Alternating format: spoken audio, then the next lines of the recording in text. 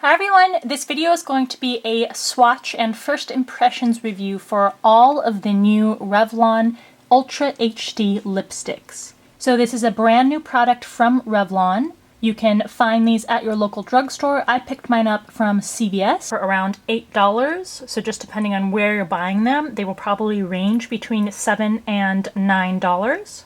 This new formula is a gel-based formula, and these lipsticks are said to give you really rich color while also being very smooth on the lips. As always, make sure you go to allurabeauty.com. I will put a link to the swatch post in the description box below, and that will have pictures of all of the colors. And as I do the review, I will also have swatches of the colors applied to my lips. A lot of people say they want to see lip swatches, and that is just a click away if you go to the description box. For the purpose of this video, I'm just swatching the colors so that you can see them, get an idea of what they're like, and to share with you my first impressions. If you are into drugstore makeup reviews, make sure you also check out my video swatch review of L'Oreal's new Infallible Eye Crayons. There are 8 new shades and they have a fantastic formula. A full review for that is also up at the website. Alright, I hope you are subscribed, and let's get looking at the packaging and the colors. Alright, so going in order from lowest number to highest, the first of the 20 shades is Azalea, Orchid, Sweet Pea, Petunia, Hydrangea, Rose, Primrose, Poinsettia, Peony, Iris, Geranium, Hibiscus, Magnolia, Tulip, Gladiolus, Marigold, Camellia, Dahlia, Poppy, and Snapdragon. Here is Azalea, which is this bright pink, medium pink with very tiny silver shimmer. Here's Orchid, which is a very bright, almost neon-y orchid.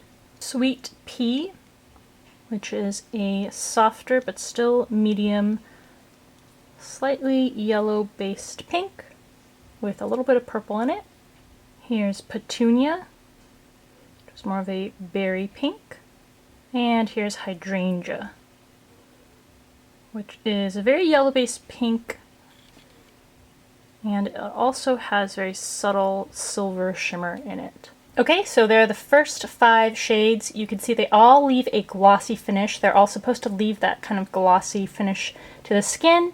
All have very good pigmentation and they're bright colors. Here's Rose, which is a soft, slightly muted rose pink. Here's Primrose, which is actually more of like a mauve. Here's Poinsettia, which is really bright, sort of candy apple red. Peony, which is a very yellow-based light pink. And Iris, which is a berry color with very subtle silver shimmer. Okay, here is a close-up look at the next 5 colors. Geranium is a bright orange coral with that subtle silver shimmer. Hibiscus is more of a soft peach, a peach-based coral. Magnolia is closer to a peachy pink. Tulip is another coral, but this one's pretty soft, muted.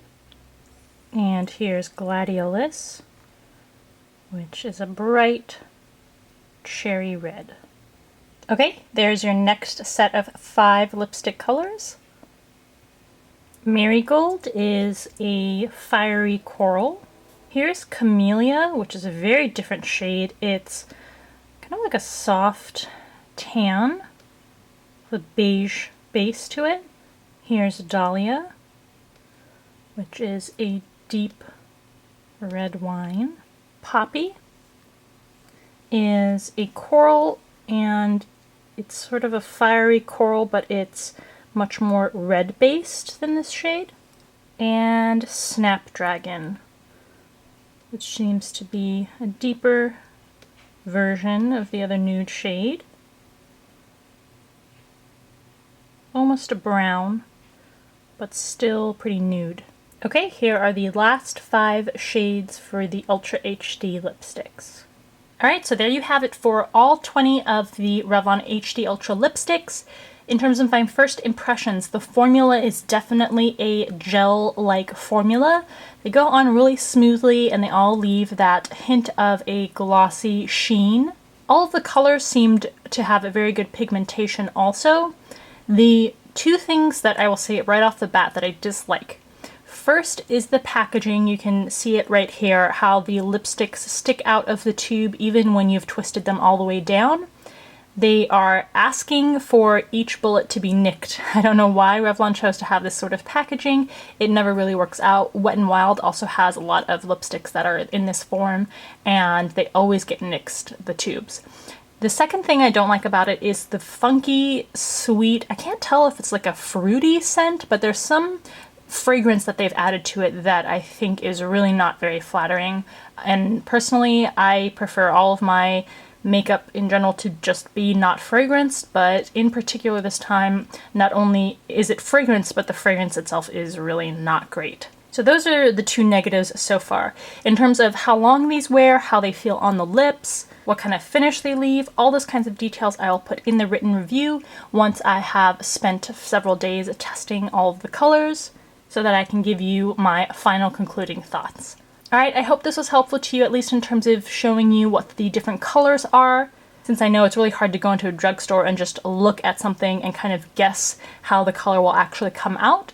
Maybe this at least will give you a better idea of how they swatch. Thanks for taking the time to watch, as always. I'll see you in the next video. Alright, let's get into looking at MAC's Lightness of Being collection. So first up, let's look at the Mineralized Blushes. These cost $27 each. I do want to briefly mention that the mineralized skin finishes that are promoted with this collection are not new limited edition colors.